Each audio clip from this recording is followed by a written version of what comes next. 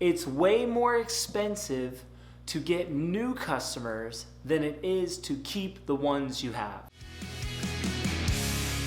My name's Aaron with Race Marketing, and today I want to talk a little bit about customer acquisition. You may have heard about customer acquisition costs. That's how much it costs you as a small business owner to acquire a new customer. As a small business, when you spend money on things like Google ads to try to attract new customers, maybe you try to get them to click on your business instead of another business on there, that costs money. Things like SEO and blog writing can help push more traffic your way, but if you want to go out of your way to rope in some additional customers, then that costs money. Google continues to be one of our top performers. Also, Facebook ads. We manage social media accounts for people and make sure they have consistent, organic, and relevant content. The real cherry on top is taking all of that and then putting some ad spend behind it so you can reach even more people. However, that does increase your cost per click or your customer acquisition if you convert those people. So today I want to give you 3 things to think about as you're trying to bring your customer acquisition costs down and retain the customers that you have. And some of these things don't cost a lot of money.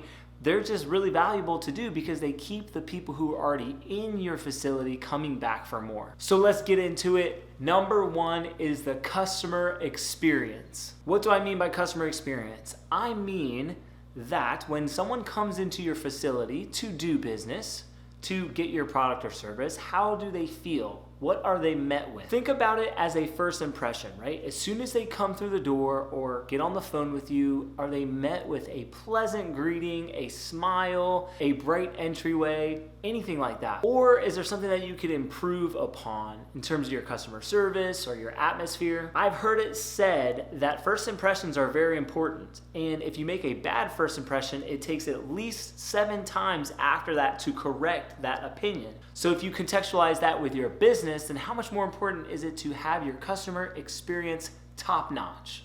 Another little side note, personal pet peeve, is anytime I use the restroom, and we all have to, in a business and it's dirty or it's not renovated, in the back of my head, I'm thinking, if they don't care about this, then what other areas are they skimping on? That's just a little bonus for you. Moving on to number 2 is, what are your customers saying about you? I want to start this one by just telling a story. I worked with a client who was starting a new business not long ago, and they had some people coming through the doors, but they were coming through the doors and leaving without any sort of interaction. It was just transactional. They come in for their service, they leave, and then when I asked, well, what were the vibes? How are they enjoying the service? They really didn't have a lot of intel. I always encourage the companies that I work with to get some sort of feedback measure in place. You can do this electronically via email after the service, and I think those a lot of times get skipped over and not filled out. But you can also do this in person, just afterwards. How was everything today? And take note of that. If everything is a-okay, then that's great. You have a measure of success, and that person is probably going to come back. But if you open that door for communication and allow some sort of metric for them to give you honest feedback, then sometimes you may have some constructive criticism in there that you may want to take into account. They may tell you that a certain employee talked to them a certain way, or they were expecting one thing but they got another thing,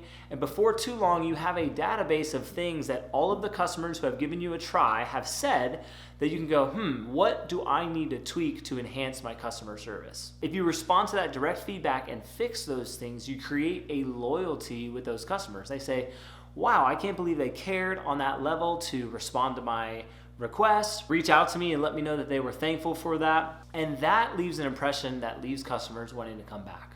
So to sum that up, make sure you have a way to get feedback from your customers so you know how you're doing. And last but not least is a regular communication with your customers. There are many forms of this. Number 1 of my favorites is social media. Regular, consistent content on the platforms that are relative to your business. If you need help with that, there are many ways to do that. Number 2 is a newsletter. If you have a regular newsletter that gives offers for service or news around your community or just adds value to your customers' day when they read it, then that's a way to stay in touch and enrich the lives of your customers so that they feel like they have a relationship with you. You're not just this place that they came one time and might never come again. Communicating to them regularly and adding value to their lives will help their customer experience be a 10 out of 10 and help you retain the customers that you have for longer. I hope that you will try some of these things. If you're already doing some of these things, let me know in the comments what's working best for you, what your favorite thing is. And as always, I'm just thankful to be a part of this community and give some things that I've learned and hopefully communicate with some of you guys as well. Thank you so much for watching. Don't forget to like and subscribe, and we'll see you on the next video.